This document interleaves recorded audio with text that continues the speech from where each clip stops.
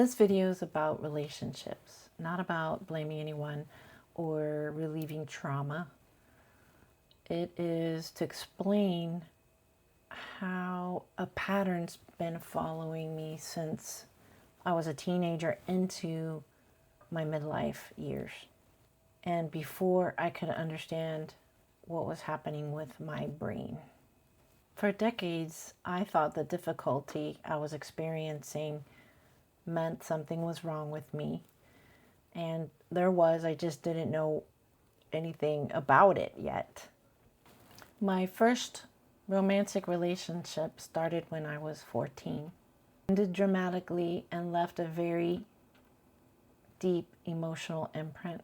Shortly after that, another relationship ended because my father intervened. And that loss felt unbearable to me at the time. I didn't have the emotional tools or understanding to process those losses. I internalized them as rejection, worthlessness, and abandonment. That period included my first suicide attempt. What I share is not to shock anyone, but it's to show how very dysregulated I already was. Throughout my teenage years and early adulthood, I experienced emotional shifts that I didn't understand.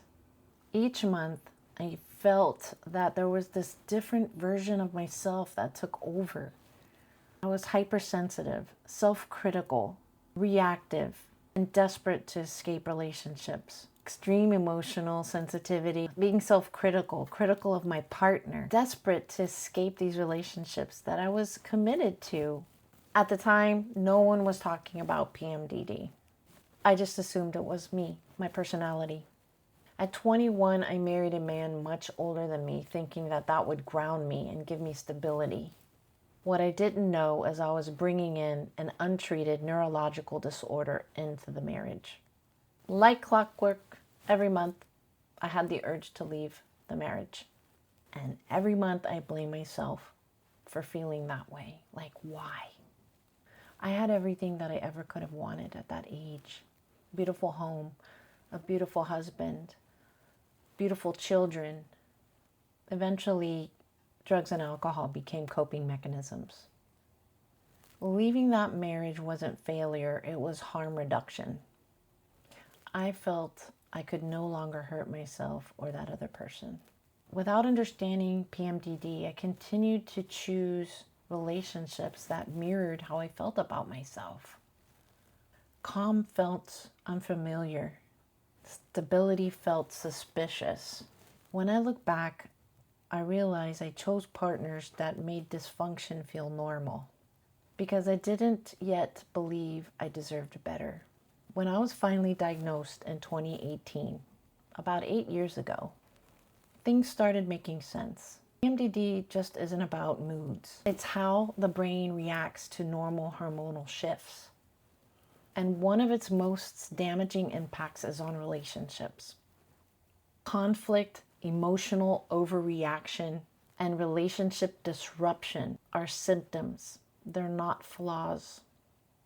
Recently, about 7 months ago, I entered into a healthy relationship, and I was surprised. The normalcy felt unfamiliar, though. I felt anxious. I was waiting for something wrong or bad to happen. Something around the corner to blow things up. That's what I was used to. The stress of wanting to get it right just became amplified. Constantly. Something. Anything. I was waiting. Listening. Looking. This is too good to be true. I started noticing the stress and how it impacted my behavior and my moods. And I hadn't had that in a while. So I really recognized it right away. And I started having difficulties, and although my partner knew everything about my disorder, my past, my current state of mind, and like what I was working on, there were still a lot of challenges. And I started having symptoms.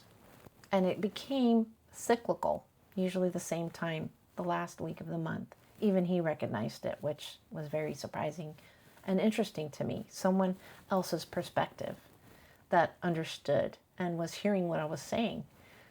So it wasn't just me. Now there's someone else in the picture actually acknowledging what I was explaining. Because I started feeling those symptoms, I asked my doctor, who's been treating me for almost 15 years, for additional support and help and what I could do. I added medication to try and manage relationship triggered symptoms. But really it just added another layer of instability. It was like we were always watching to see what was going to happen, how I was going to feel. And it just became too much for me. It was a very challenging year, and sobriety came into the picture about 6 months ago. So also that played a big part into the whole new relationship. The side effects made me feel sluggish, heavy-headed, and it just became too much. So we parted ways on a healthy note. And that's unfortunate because I really thought he was going to be my ride or die. And that's why I say at this point in my life, it's really late and I don't see myself in another relationship, probably until the day I die. It's not sadness, it's just clarity, and that's just me, and that's where I'm at in my journey. Understanding my brain over the last few years hasn't erased the pain, but it's given me understanding. I want to make another video about the support that's out there now that wasn't here available 30 years ago when I was in my 20s, in my marriages, in my relationships, until 50 years old or what have you. There are so many resources now. The most credible website that I would suggest going to is iapmd.org. A voluminous amount of information on there. Check this out. On a positive note, there are couples, not individuals like me, but couples now, sharing their experience as a couple and how they're navigating through their PMDD journey. These couples are sharing what healthy PMDD support looks like. Boundaries, education, and teamwork. This was not around years ago, and that progress really matters. I'm so excited to see these coming around. One specifically called That PMDD Couple. You might want to look them up. That PMDD Couple. This gives me a lot of hope. And I even joke with them saying, why weren't you around 30 years ago? It could have saved my marriage. I've added a few of their links in my description. When you get a minute, check them out. Please like and subscribe. It helps me keep these conversations going. And it allows me to bring more awareness to premenstrual dysphoric disorder. A disorder so many people still don't know about. You have a good evening.